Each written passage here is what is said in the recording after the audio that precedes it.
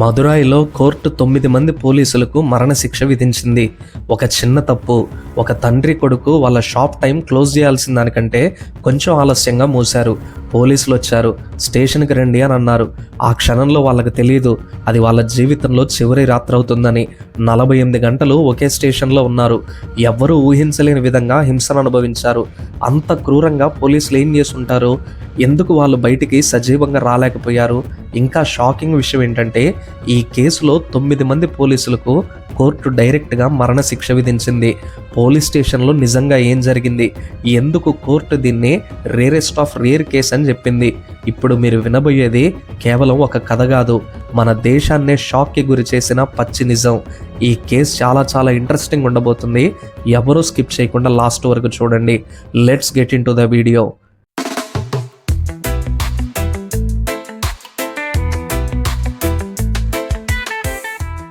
ఈ ఘటన 2020లో తమిళనాడులో తూత్తుకుడి జిల్లా సత్తాంకులం అనే ప్రాంతంలో జరిగింది. అక్కడ 2 వ్యక్తులు ఉండేవారు. తండ్రి పేరు జైరాజ్, కొడుకు పేరు బెనిక్స్. ఇద్దరు ఒక చిన్న మొబైల్ షాప్ చూసుకుంటూ సాధారణ జీవితం గడుపుతున్నారు. అసలు గొడవ ఎలా మొదలైందంటే, 2020 కరోనా లాక్డౌన్ టైంలో ఒకరోజు పోలీసులు వచ్చి టైం అయిపోయాక షాప్ ఎందుకు తెరిచారని అడిగారు. చిన్న వాదన జరిగింది.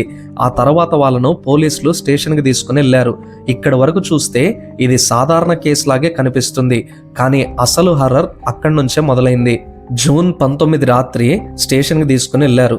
జూన్ 20 మొత్తం పగలు రాత్రి అంటే దాదాపు 2 రోజులు, 48 గంటలు. ఈ 2 రోజులు వాళ్ళని నిరంతరం హింసించారు. అసలు పోలీస్ స్టేషన్లో ఏం చేశారంటే, ఇది వినడానికి కూడా చాలా కష్టంగా ఉంటుంది, కానీ ఇదే మనం వినాల్సిన చేదు నిజం. వాళ్ళని బట్టలు విప్పించారు, ఒకరి ముందు ఒకరిని కొట్టారు, లాఠీలతో మళ్ళీ అదే చోట గాయాలపై కూడా కొట్టారు. రక్తం కారుతున్నా ఆపలేదు, రాత్రంతా నిద్రపోనివ్వలేదు, నీళ్లు కూడా సరిగ్గా ఇవ్వలేదు, లాఠీలు ఎక్కడెక్కడో దూర్చారు. దానివల్ల వాళ్ళకి తీవ్ర రక్తస్రావం జరిగింది. పోలీస్ స్టేషన్లో ఉన్న కొంతమంది విట్నెస్లు ఏం చెప్పారంటే, పోలీసులు లాఠీలతో కొట్టడం వల్ల రక్తం గోడల మీద స్ప్లాష్ అయింది. పెయింట్ స్ప్లాష్ అవుతుంది కదా, అలా ఆ లెవెల్లో కొట్టారు పోలీసులు. అంతటితో ఆపలేదు, పోలీసులు ప్రైవేట్ పార్ట్స్ను కూడా కొట్టడం వల్ల గోడల మీద మొత్తం రక్తం, ఇంకా ఫ్లోర్ మీద కూడా రక్తమే. పోలీసులు ఏం చేశారంటే, కొడుతున్నారు అండ్ వాళ్ళిద్దరితోనే లీక్ అయిన రక్తం క్లీన్ చేయిస్తున్నారు. అలా 6 టైమ్స్ వాళ్ళ బట్టలు మార్పించారు. నైట్ అంతా కొడుతూనే ఉన్నారు. 9 మంది పోలీసులు కలిసి ఒకరి తర్వాత ఒకరు టర్న్ తీసుకొని మరీ కొట్టారంట. కొట్టడం, రక్తం రావడం, బట్టలు చేంజ్ చేయడం. 2020లో విన్నది ఏంటంటే, జైరాజ్ ఇంకా బెనిక్స్ వాళ్ళ ఇంటికి పంపించి కొత్త లుంగీలు ఇంకా షర్ట్లు తెప్పించారంట. అంత దారుణంగా బిహేవ్ చేశారు పోలీసులు. దాని తర్వాత ఏమైందంటే, మెజిస్ట్రేట్ దగ్గరికి తీసుకెళ్లారు. మాకు వీళ్ళ కస్టడీ ఇంకా కావాలని మెజిస్ట్రేట్ని అడిగారు. మెజిస్ట్రేట్ మాత్రం కోవిడ్ టైం అని వాళ్ళని చూడకుండానే కస్టడీ ఇచ్చేశారు. వీళ్ళ కండిషన్ బాగానే ఉంది, కస్టడీలోకి తీసుకోవచ్చని మెజిస్ట్రేట్ చెప్పేశారు. వాళ్ళ కండిషన్ ఎలా ఉందో పర్సనల్లీ ఎగ్జామిన్ చేయకుండానే ఒక 100 కిలోమీటర్ల దూరంలో ఉన్న జైలుకి వీళ్ళిద్దరిని షిఫ్ట్ చేశారు. పోలీసులు కొట్టిన తీవ్రత వల్ల వాళ్ళు నిలబడలేని స్థితిలోకి వెళ్ళిపోయారు.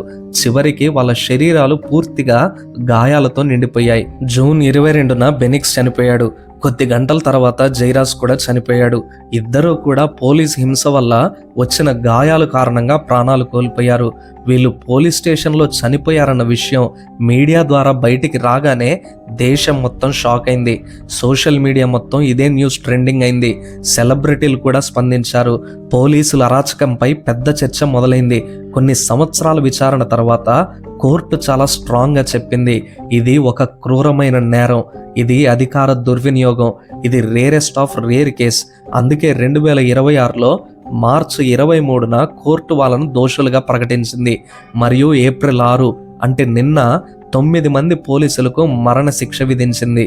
అయినా ఎందుకింత కఠిన శిక్ష వేశారంటే, బాధితుల్ని అమానుషంగా హింసించారు, చట్టాన్ని కాపాడాల్సిన వాళ్ళే దుర్వినియోగం చేశారు, వాళ్ళ తమ అధికారాన్ని ఉపయోగించి నిజాన్ని దాచడానికి ప్రయత్నించారు. అందుకే కోర్టు ఏం చెప్పిందంటే, ఇలాంటి వారికి కఠిన శిక్ష తప్పదని.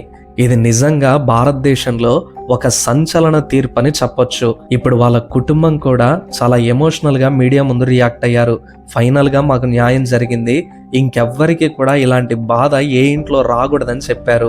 ఫైనల్గా ఒక చిన్న ప్రశ్న, మనల్ని కాపాడాల్సిన వాళ్ళే మన ప్రాణాలకు ప్రమాదంగా మారితే ఎలా? ఒక చిన్న తప్పు పేరుతో స్టేషన్కు తీసుకెళ్లిన ఇద్దరు తిరిగి ఇంటి ముఖం చూడలేకపోయారు. 48 గంటల హింస, 2 ప్రాణాలు, ఒక కుటుంబం పూర్తిగా చీకట్లోకి వెళ్ళిపోయింది. కానీ ఈసారి చట్టం మౌనం కాలేదు. పవర్ ఉన్న వాళ్ళు ఏమైనా చేయొచ్చు అనే భావనకు కోర్టు ఒక గట్టి సమాధానం ఇచ్చింది. ఎంత పెద్ద యూనిఫామ్ వేసుకున్నా చట్టం కంటే ఎవ్వరూ పెద్దవారు కాదని ఈ కేసు మళ్ళీ మనకు గుర్తు చేస్తుంది. Justice may be delayed but it will be never denied. So ఇవి మదురై కేసులో జరిగిన అప్డేట్స్. కోర్టు ఇచ్చిన తీర్పు కరెక్టే అంటారా, లేకపోతే మీ ఒపీనియన్ ఏంటో కింద కామెంట్ సెక్షన్లో మాకు తప్పకుండా తెలియజేయండి. ఈ వీడియో మీకు నచ్చినట్లయితే మీ సపోర్ట్గా జస్ట్ ఈ వీడియోకి ఒక లైక్ చేయండి. దానివల్ల ఈ వీడియో మరొకరికి రీచ్ అవుతుంది. అలానే మీ ఫ్రెండ్స్ అండ్ ఫ్యామిలీకి షేర్ చేయండి. మన తెలుగు ఫ్యాక్ట్స్ గ్యాలరీ ఛానల్ని ఇంకా సబ్స్క్రైబ్ చేసుకోకపోతే కంటెంట్ మొత్తం చూడండి. చాలా ఇంట్రెస్టింగ్ వీడియోస్ మీకోసం రెడీగా ఉన్నాయి. కంటెంట్ నచ్చితే తప్పకుండా మన ఛానల్ సబ్స్క్రైబ్ చేసుకోండి. అప్డేట్స్ మిస్ అవ్వకుండా ఉండడానికి పక్కనే ఉన్న బెల్ ఐకాన్ ఆన్లో పెట్టుకోండి.